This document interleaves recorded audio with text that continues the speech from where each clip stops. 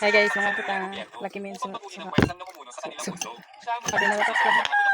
Mga Sa madaling salita, gusto Tuloy, nilang gamitin ng babae para mapakinabangan. Dinagdag pa niya rito rin ang Nahulog piling ni ko na Vexion. Ngunit tinanong ng ating bilang Pwede kung ka ano ba? talaga niya kaya siya Pati piniling na. mag-isa. Sinabi ng matanda na kung sasaktan niya si Sujo, magkikismaya si Vexion. Naghihintay siya sa kabilang panig upang buuin ang mundong matagal na nilang pinapangarap. Pero sinabi ni Taxeon na wala siyang pakialam sa mga kasunduan ng gobyerno. Ang Nalata gusto lang niya lalugod. ay tapusin Kagani ang pa kanyang ni. paghihiganti at hindi niya papayagan na gamitin si Vexion bilang pananda. Kapag sinubukan ulit iyon ng matanda, siya na ang susunod. Kaya kailangan nitong tumabi. Iniwan niya ang matanda at dumiretso kay Sujo. Hi anay. Halos atakihin sa puso Hi ang anay. matanda. Samantala, patuloy na sinusubukang makatakas kay Sujo kasama ang mga lalaki. Tinanong ng agent kung saan sila pupunta at kung ligtas ba talaga ang rutang iyon.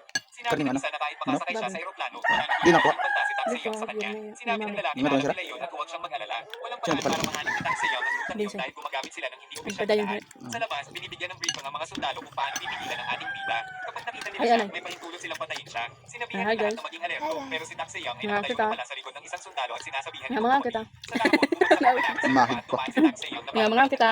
Ngunit gumawa ng napakataang desisyon ng sundalo, pinaputukan niya ang ating bida. Agad siyang pinugutan. Oh. Nakarating ng balita sa matanda na papunta na si Taxeon sa runway. Eksaktong lain direksyon kung saan papunta si Sujo. May pansit ka. Sinabi niyang napakatalas ng Kapsel.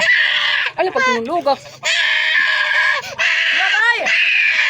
Pag sinulog ako. Wala lubod.